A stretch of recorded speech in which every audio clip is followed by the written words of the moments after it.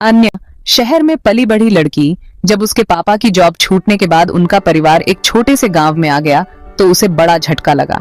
शहर की चकाचौंध और तेज रफ्तार जिंदगी से दूर गांव की शांति और सादगी उसे अजीब लगने लगी। उसे ऐसा लगा जैसे उसकी दुनिया ही बदल गई हो। ऊंची ऊंची इमारतें, चमकती रोशनियां और लगातार शोरगुल, इन सब की कमी ने उसे हिला दिया।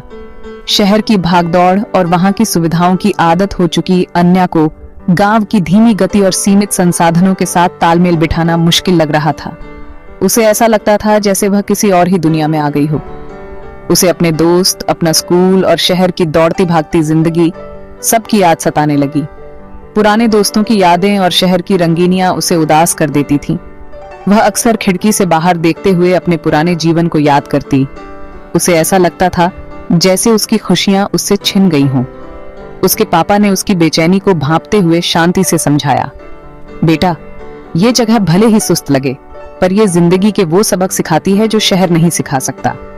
उन्होंने उसे बताया कि गांव की सादगी में भी एक अनोखी खूबसूरती है, जिसे समझने के लिए धैर्य की जरूरत होती है। अन्या ने उनकी बातों को सुना, लेकिन उसे समझना मुश्किल हो रहा था। लेकिन उनकी बातें अन्या के कानों पर से यूं ही गुजर गईं। उसे यह सब बातें समझ में नहीं आ रही थीं और वह अपने पुराने जीवन को ही याद करती रहती। उसे ऐसा लगता था जैसे वह एक अजनबी बन गई हो। दिन हफ्तों में बदल गए और वो बोरियत से भरे दिन थे। अन्या को गांव में कोई भी काम दिलचस्प नहीं लगता था और वह समय काटने के लिए घड़ी की ओर देखती रहती। उसे ऐसा लगता था जैसे समय रुक गया हो।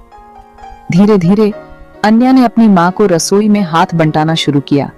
उसने देखा कि गांव में खाना बनाने का तरीका शहर से कितना अलग है और इसमें कितना समय और मेहनत लगती है।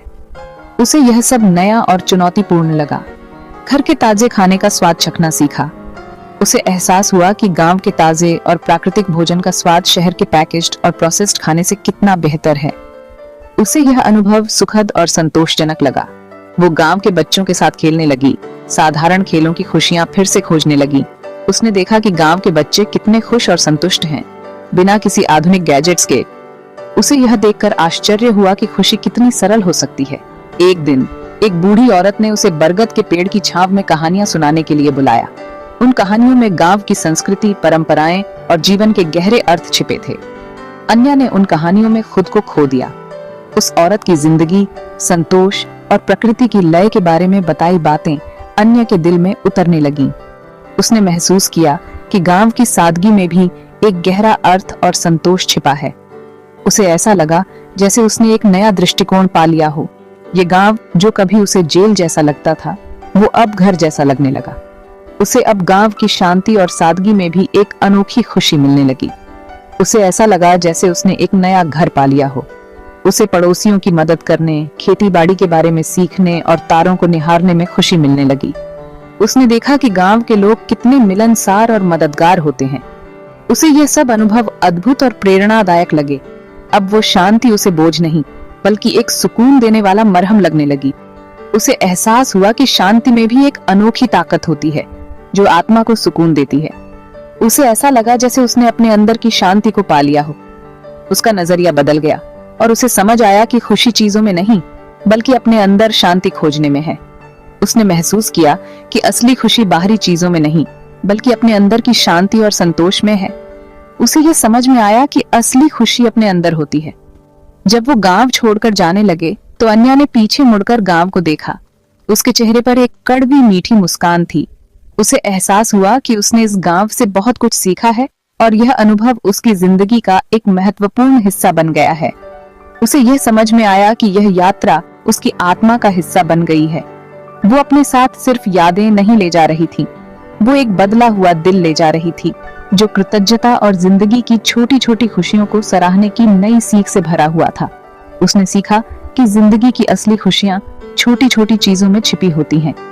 उसे यह समझ में आया कि असली खुशी साधारण चीजों में होती है। अन्या को गांव के कामों में भी कई चुनौतियों का सामना करना पड़ा। शुरुआत में उसे खेतों में काम करना और जानवरों की देखभाल करना बहुत मुश्किल लगा।